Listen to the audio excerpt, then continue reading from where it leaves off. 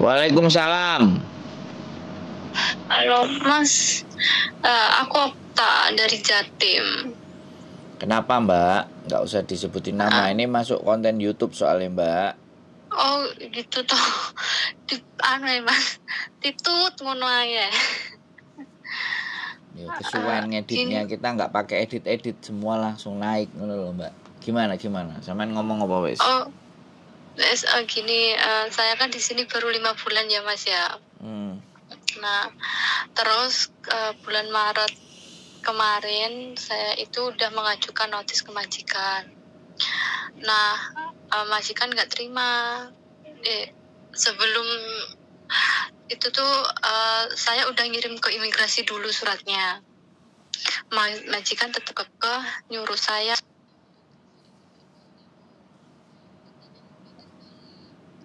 di backlist lah atau gimana. Nyuruh apa? Nyabut? Terus tanggal Suruh nyabut? ya bukan nyuruh nyambut, dia tetap kekeh nyuruh sampai 2 tahun. Enggak batalin. Majikan belum tahu kalau saya udah ngirim ke imigrasi. Terus? Intinya majikan nyuruh saya sampai 2 tahun. Nggak boleh mutus kontrak. Kalau kamu mutus kontrak, kamu nanti didenda sekian ribu, terus sama di backlist. Saya di situ bilang nggak apa-apa, kalau mau di backlist silahkan, aku bilang gitu. Terus kamu nggak baca kontrak ya? Kamu tuh kontrak kamu tuh 2 tahun. Kamu di sini baru 4 bulan, kok udah notice intinya gitu. Terus surat yang aku kasih ke majikan itu dibawa anaknya majikan. Nah, kemarin tanggal 24 itu saya ngasih surat balasan dari imigrasi kan ke majikan. Majikan saya itu kan nenek umur 92 tahun. Jadi dia mungkin kayak kurang paham atau gimana, saya nggak ngerti. Cuma dia diem. Terus saya kirim ke anaknya, saya WA, saya bilang, ibumu ngomongi gak lek wis enek surat sangko imigrasi, cuma dibaca aja nggak dibales. Terus akhirnya saya memberanikan diri, saya WA, saya ngirim surat balasan dari imigrasi, saya kirim ke anaknya. Terus saya bilang gini, saya harus pulang, saya harus keluar dari rumah majikan sesuai tanggal dari imigrasi tanggal 10. Saya harap Anda mengerti keadaan saya, posisi saya gitu kan. Anda tahu sendiri keadaan ibu saya di rumah seperti apa, saya bilang gitu. Terus sama majikan tetap gak dibales. Terus saya WA ke agent, saya bilang ke agent kalau saya itu pengen pulang sesuai dengan batas akhir notis lah intinya gitu. Terus agent itu telepon anaknya majikan, bukan ke majikan saya. Intinya kamu nggak bisa notis, kamu nggak bisa pulang. Kalau kamu tetap pulang, majikan kamu nuntut kamu. Saya tanya, nuntut masalah apa? Bilang gitu kan. Ya karena kamu sudah berbohong, kamu nggak jujur masalah sakit kamu kan, bilang gitu. Saya kan sering sesek Mas dada saya itu kalau musim dingin kayak gitu kan. Nah, dari awal di sini itu saya tuh saya jarang libur, setiap minggu libur, setiap hari Selasa itu libur, tapi saya tuh tidak diizinkan pulang, nggak diizinkan libur keluar gitu, nggak boleh. Jadi saya itu libur disuruh di rumah aja gitu loh. Nah, setelah 2 bulan di sini, saya memberanikan diri WA ke anaknya. Saya bilang, saya mau keluar, saya mau ketemu tante saya mau ngambil obat saya karena saya sering sesek, aku bilang gitu kan. Baru boleh diizinkan gitu loh lah. Terus ibu saya kan di rumah ini posisinya juga sakit kan. Saya ingin pulang kemarin, alasan saya di surat notis itu yaitu saya pengen pulang karena ibu saya sakit dan saya juga sering merasakan sesek. Alasan notis saya juga seperti itu. Nah, di situ majikan juga melihat kondisi ibu saya kan, keadaan ibu saya seperti apa. Majikan bilang gini, anaknya bukan majikan ya, anaknya majikan bilang gini, ini nggak apa-apa, ini cukup kamu kirim uang aja, bilang gitu. Ya, saya kaget dong, kan mungkin orang Hongkong nggak seperti orang Indonesia lah Mas ya. Kalau orang Indonesia, kalau ada ibu, kalau bisa ya dirawat lah seperti itu. Nah, ini majikan tetap kekeh mau nuntut saya, itu gimana Mas? Nuntut apaan Mbak? Gara-gara saya bohongin masalah penyakit saya. Loh kok kamu waktu interview kamu sehat, kok kok kok sakit Noto, kamu nggak bilang jujur sama saya kalau kamu sakit, bilang gitu. Yang dituntut itu kenapa saya berbohong masalah penyakit saya itu loh Mas. Sekarang gini ya Mbak, kan ada medical Iya. loh. Iya. Nah hasilnya medical bagaimana? Kenapa kok medical memberikan izin untuk berangkat? Selama PT mengizinkan berangkat ya sampean nggak bisa disalahkan loh. Disalahkan PT kok. Kan saya sudah medical sama PT dan saya medical berbayar kan. Ya, makanya itu. Ya terus gini Mbak, dengerin. Iya. Sampean kan nanya nih, sampean nanya opo ngasih tahu saya. Kalau sampean nanya, saya yang jawab. Nanya. Tapi kalau sampean ngasih tahu saya dengerin terus sampai habis. Oh iya, maaf Mas, maaf. Iya enggak, karena soalnya gini loh Mbak. Iya. Sampean ini orangnya ngeyel, ngerti enggak? Nggih. Karakternya sampean itu ngeyel. Jadi pada saat orang itu kalau sudah cara berpikirnya itu ngeyel, cara berpikirnya itu ndak terima, ya kan? Ya saya nggak ngerti keadaan dan kondisi orang tua sampean memang sakit atau semuanya dan kondisi fisik sampean juga sakit atau gimana. Tapi setidaknya Hongkong itu keras. Kalau kita itu asal-asalan, kita kelihatannya yang terjadi akan seperti ini. Saya tidak akan membela majikan, saya juga tidak akan membela sampean, tapi saya mau mendudukkan persoalan ini pada semestinya. Peraturan Hongkong, siapapun yang mau menghentikan kontrak, entah itu majikan, entah itu sampean, ya CC, itu semuanya punya hak prerogatif, punya hak mutlak. Mau itu alasannya sakit, mau itu alasannya orang tua, sampean alasannya secret reason, alasan rahasia itu pun boleh. Jadi alasan apapun itu boleh, Mbak, untuk memutuskan kontrak. Tapi konsekuensi atas memutuskan kontrak, nah itu kalau 1 month notice ya sudah, surat hari ini bulan depan baru keluar dengan gaji masih utuh dan tiket pesawat harus diberikan dari majikan. Itu seperti itu. Yang kedua, kalau sampean 1 month notice begitu. Kalau sampean hari ini langsung keluar, ya sampean langsung bayar majikan 1 kali gaji. Dan hak kewajiban majikan tetap membelikan tiket sampean dan uang 100. Jadi sebenarnya mau alasan apapun, kalau sampean sudah keputusannya bulat, ya sudah, surat udah masuk imigrasi, tinggal imigrasi membalesi surat balesan yang menyatakan ke majikan sampean bahwa tanggal sekian sampean harus keluar. Nah itu harus keluar karena visa sampean akan di-cut. Terlepas majikan oke dan enggak, kecuali sampean batalin lagi ke imigrasi baru bisa dipanjangin lagi. Tapi kalau sudah sampean bulat, ya sudah, tanggal yang sampean tulis 1 bulan berikutnya sampean sudah boleh keluar. Sekarang pertanyaan sampean ada perkara tuntutan dan semuanya, ya silakan, mereka mau nuntut ke labor dan semuanya silakan. Nah sampean pertanyaan saya lagi, pada saat libur kemudian nggak boleh keluar, sampean punya bukti nggak? Ada Mas, semua ada buktinya. Buktinya apa? Mulai dari percakapan saya dengan majikan saya, terus dari chat saya ke anaknya majikan juga ada semua. Nah sudah, simpan baik-baik. Jadi kalau ataupun dia mau nuntut dan semuanya, ya silakan dituntut ke labor dan ABCD gitu loh. Atau sampean bikin surat keterangan duluan ke labor. Jadi secara tertulis atau secara rekaman atau apapun itu disampaikan ke labor. Sampean boleh konsultasi dengan labor sebelum masa berakhirnya sampean. Tapi kalau sudah masa berakhir sampean dan sampean pulang, ya itu sudah silahkan majikan mau ngapain sama sampean, wong sampean sudah cabut. Kalau dia mau memperkarakan ke sidang kan pastinya sampean akan ditahan dulu. Nah ditahan dulu ini mau ditaruh di shelter di mana dan apa? Wong kasusnya bukan kriminal kok ini. Ini kasusnya bukan kriminal. Karena sampean tidak mencuri, sampean tidak membunuh, ya nanti tinggal kebijaksanaan labor yang sebagai wasit kalau mereka lapornya ke labor.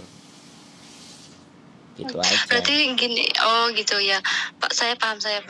Jadi gini Mas, berarti kalau majikan itu nuntut harus melalui pengadilan, ya dia nggak Iya bisa nuntut saya dong. minta uang langsung hari Ya itu enggak juga bisa dikasih gitu, enggak? dong. Ini kan Oh gitu, peraturannya hukum. Ya dia gitu. harus bikin surat laporan dulu, disusun dulu apa masalahnya, bla bla bla bla bla. Enggak segampang itu Mbak mau nuntut. Tapi Oh kalau gitu. yang kemarin anaknya kabur, misalnya sampean kabur ya, sampean Oh langsung iya pergi, gitu. sampean nggak pamit, dia nuntut. Yang pertama dia lapor polisi, ya. Setelah lapor Ya. polisi, memang kenyataannya dia kabur dan hilang, baru dia bisa nuntut ke labor. Nah kalau nuntut ke labor, Oh, anaknya kan hilang tuh, masih berkeliaran. Begitu ditangkap iya. sama polisi, nah tuntutan itu tetap jalan, didudukkan nanti antara labor dan majikan, dibawa dari polisi, dikasih info, ketemu anaknya di sini, ini gimana gitu kan. Nah itu malah jauh lebih ruwet. Tapi selama sampai nggak Oh, kabur di situ, kalau dia mau tuntut, mau ajukan ke pengadilan dan apapun ya sudah, silakan. Nah sampean kalau misalnya sudah masuk ke pengadilan, nah di situ ditahan. Nah di situ sampean akan ditahan. Nggak tahu nanti sampean tinggal di mana, tapi kita ada. Tinggal bukti-buktinya aja. Tinggalnya gampang karena kita juga lagi nyari masalah ini, nyari kasus. Nah kebetulan sampean punya masalah kan kayak gitu. oh gitu. Dan saya Jadi mencari ini kan orang yang tepat, orang yang penuh banyak masalah, gitu. Kan orang telepon saya pasti masalah toh, ya nggak? Iya pasti itu Mas, pasti. Eh, Oke, jadi lah ini kan, nah gini, kemarin kan juga saya bilang sama agensi saya yang Indonesia tuh Mas, yang agensi bukan agensi langsung sih, cuma dia yang bawa saya ke Hong Kong Sponsor, itu loh, PL lah, sponsor, mungkin PL lah, ya mungkin itu. Dia ya. itu kerjanya di tempatnya agen saya. Nah, terus saya kan bilang gini kan, Bu, di kontrak kerja itu kan udah jelas nomor 10 sampai nomor 12 itu masalah kita hak memutus kontrak kan gitu kan. Nggak ada di situ undang-undang menyatakan kalau saya harus membayar ganti rugi ke majikan dan gini-ginilah Memang intinya nggak kan gitu. ada, Itu kan nggak ada. emang makanya itu kan hak individu antara saya dan majikan. Saya kan bilang gitu. Terus, Ya kalau emang majikan ingin menuntut saya, silahkan. Nah, aku bilang gitu kan, Mas udah bilang gitu saya. terus, Saya juga di sini ada KJRI. Saya ada labor kan bilang gitu kan. Saya udah cari-cari sedikit lah masalah pemutusan kontrak. Andai kata saya nggak mendapatkan hak saya bisa menuntut ke labor kan gitu kan. Terus dari Bu ininya yang saya tanyakan tadi itu bilang gini, kamu nggak usah ribet-ribet ke labor. Kamu kalau ke labor itu makan waktu. Kamu bener ke KJRI. Kamu nanti di KJRI diproses. Tapi juga lama, butuh waktu lama. Gak usah. Kamu cukup diam dengerin saya aja. Kamu ikutin arahan saya aja. Pelan-pelan aja, pelan-pelan nanti. Tapi saya tuh nggak bisa 100% percaya sama ibu ini, Mas. Soalnya kan ibu ini kan kerjanya sama agen saya. Dia ngomong, kalau kamu tetap ke labor, itu nanti masalah jadi rumit. Nah, ini saya mau minta tolong ke siapa loh Bu, aku bilang gitu. Soalnya sampean sendiri, dari awal saya di sini, sampean nggak pernah nemuin saya. Saya gituin. Dari agen pun, dari awal di sini saya dapat masalah juga dia nggak ada respon. Waktu paspor ditahan sampai sekarang saya nggak pegang juga, sampai mana bantu, nggak ada, aku bilang gitu Mas. Jadi seandainya kalau mungkin minggu depan saya cuti libur terus konsultasi ke labor itu nggak apa-apa ya? kalau hari Selasa libur sampean oke. Oh gitu, soalnya Kalau liburnya libur saya sampean hari Minggu, labor tutup. Oh gitu, jadi nanti kalau saya hari Selasa itu bisa keluar, saya konsultasi ke labor nggak masalah ya Mas Ya ya? nggak masalah, bagus. Oh selagi ada bukti-buktinya gitu kan? Ada dan tidak ada bukti, sebenarnya sampean lapor ke labor atas apa yang diperlakukan terhadap sampean itu semuanya sah-sah saja gitu. Nggak ada persoalan, nggak ada masalah. Intinya sampean menurut saya itu ya putus kontrak, ya putus kontrak, nggak udah masalah. Cuman kadang-kadang gitu. sampean sendiri yang khawatir ini, begitu diomongin Iya, dituntut dan iya apa-apa, Mas. jadi sampeannya wis bingung nggak karu-karuan. Iya, benar-benar Mas. Eh, Soalnya ya itu tadi kayak dari segi engine sama engine saya itu Sampean nggak usah ceritain itu semuanya sama saya. Kasusnya sampean itu gitu. kan udah komplit, udah jelas bahwa sampean itu khawatir toh.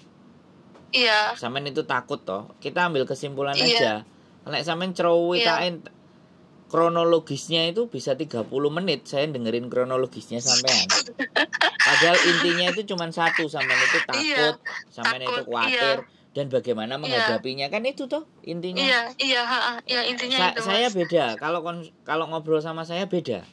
Jadi saya tidak akan mengikuti alur sampean. Bisa dipahami nggak? Iya, paham, paham, paham. Selama saya udah tahu poinnya, udah ya kita fokus pada poinnya.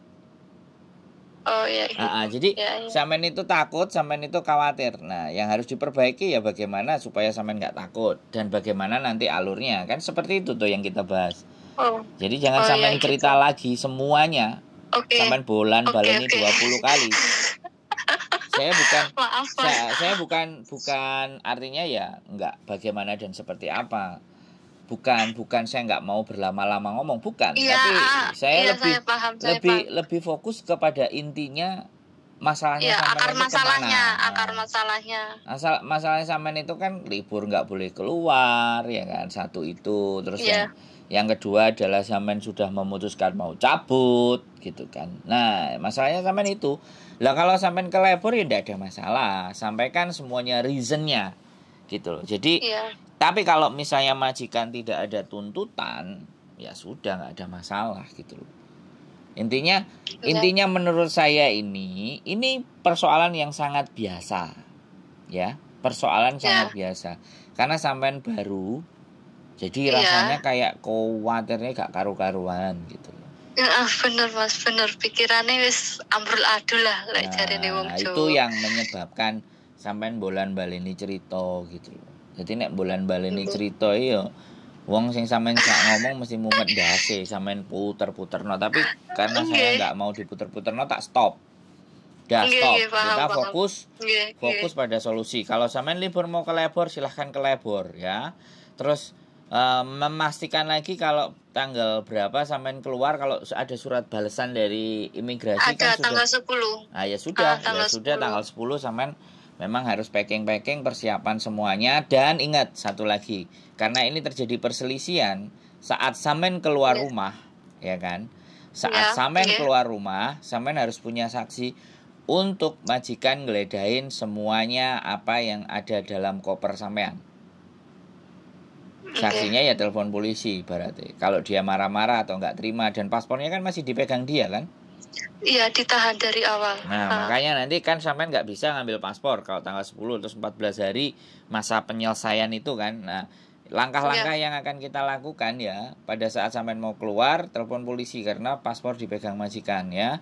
Jadi suruh sekalian geledah, jadi jangan sampean keluar bludas-bludus saja. Harus semuanya harus sepengetahuan dan ada saksinya. Polisi bisa dipanggil, paspor bisa diomongin. Nanti paspor sekalian diberikan, kita minta tolong Pak Polisi, silahkan boleh disuruh majikan silahkan geledah dan Pak Polisi lihat, ngono kan ibaratnya. Udah selesai semuanya, tutup, selesai pergi. Nah, sampai tinggal ke labor. Hari ini saya sudah keluar dari majikan. 2 kali 7 hari itu majikan wajib memberikan kewajibannya dia kepada sampean. Seperti itu, menyerahkan uang tiket, bukan uang tiket uang 100 ya, seperti itu. Nah, untuk sama gaji ya. Ya, gaji sampean sebulan. Jadi nggak apa-apa sampean pergi, oke ya kan. Release letternya juga sampean kalau bisa sampaikan ke mereka sampean sudah copy 2. Jadi tanggal berapa sampean keluar dan semuanya kan sudah imigrasi udah ngasih surat balasan. Nah, mereka wajib ngasihkan itu semuanya, dan terhadap tuntutan dan apapun nanti nggak tahu kita majikan mau bereaksinya kayak gimana. Jadi seperti itu. Kalau misalnya si PL tadi ngomong, si sponsor tadi ngomong A, B, C, D, E, F, G, H, I, J, ya sudah. Sebenarnya KJRI ya nggak ada masalah sih. nggak sepengetahuan KJRI, lebih enak langsung ke labor. Karena KJRI pun juga akan, kalau KJRI itu penekanannya ke agent. Kalau KJRI penekanannya ke agent disuruh ngasih tahu ke majikan. Jadi dia nekan ke agent ngasih tahu, mengkondisikan ke majikan. Tapi kalau sampean ke labor langsung ke majikan bisa. Karena KJRI gitu. Kalau langsung ke majikan enggak ada yang ngomong, aku nggak ngerti. Tapi biasanya mereka ke agensi. Nah kalau ke labor langsung ke majikan. Jadi nggak ada masalah, itu runutannya. Ya nggak apa-apa, gitu. Bagus kalau memang sampean mau begitu. Tapi ini saya nggak ngerti ya. Saya cerita hanya versi dari sampean. Saya nggak bisa dapat versi dari majikan kan. Otomatis dari sebuah case itu pasti akan ada dua sisi penilaiannya.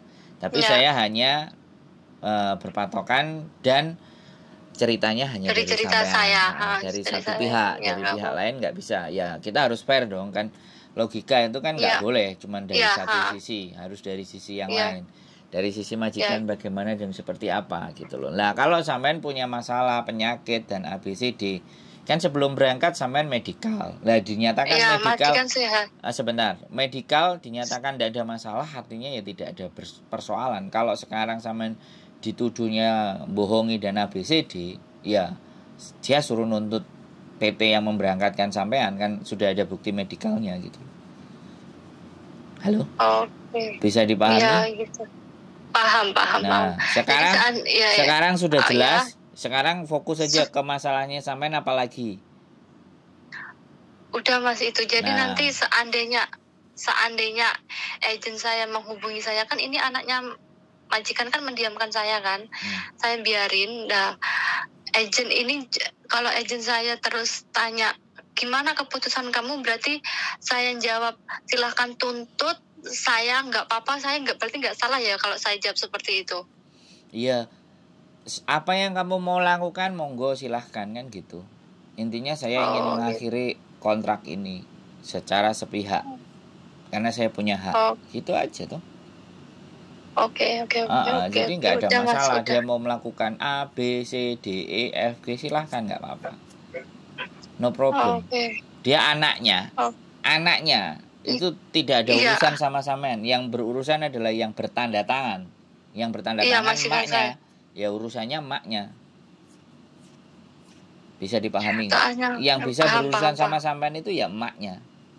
Yang tanda tangan itu. Iya.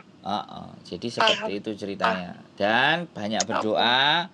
Dan uangnya jangan dikirim ke Indonesia semuanya karena sampean lagi kasus. Iya Mas.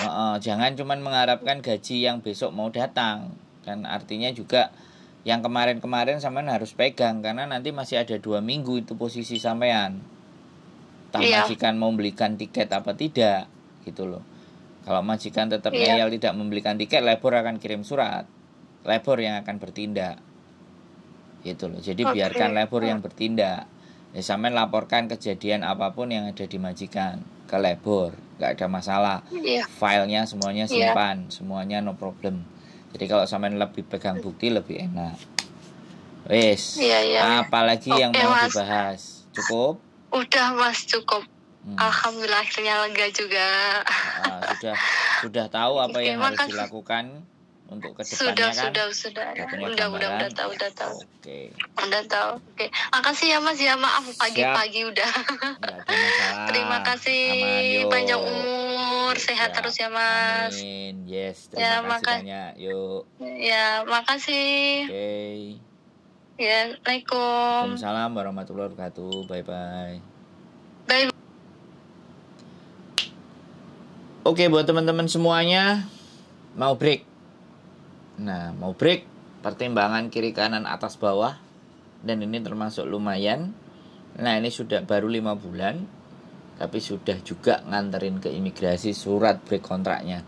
Ini yang saya pikir ya sudah, pertimbangannya sudah sangat matang. Ya, kalau kita memang mau break, sekali lagi saya bukan melarang atau tidak bolehkan atau memberatkan sampean untuk break. Semuanya boleh. Kalian mau break, kalian mau di interminate, kalau apapun semuanya posisinya itu kita harus siap. mengambil sebuah keputusan itu harus ada persiapan. Salah satu persiapannya yaitu tadi, dia mengumpulkan bukti bahwa begini dan begitu, ya sudah. Dan kalau toh pun dia nanti, saya tidak bahas tentang masalah potongan di Indonesia dan ABCD. Intinya kalau dia masih potongan, pasti dokumennya masih akan ditahan sama PT. Jadi seperti itu. Nah itulah, sebenarnya di Hong Kong tidak pernah ada persoalan. Yang menjadi persoalan adalah yang di negara kita, kebijakan di negara kita. Karena PT adalah pihak swasta yang diberikan kepercayaan oleh pemerintah untuk melakukan proses. Jadi pemerintah itu hanya mengawasi dan memberikan peraturan saja. Tapi prakteknya, pelaksanaannya itu diserahkan kepada pihak swasta. Nah, begitu ceritanya. Makanya sebenarnya kalau teman-teman itu punya surat-surat hutang yang dari Indonesia yang datang ke rumah majikan, itu sebenarnya kalau dikumpulin semuanya, kita bisa speak up kan, kita bisa naikkan. Ya, kita bisa bahas sampai habis-habisan di konten supaya itu bisa naik ke atas dan kita sesuaikan dengan peraturan pemerintah terhadap sebuah potongan. Jadi seperti itu. Oke, teman-teman semuanya, keep stay tune my YouTube channel and see you next video. Bye bye.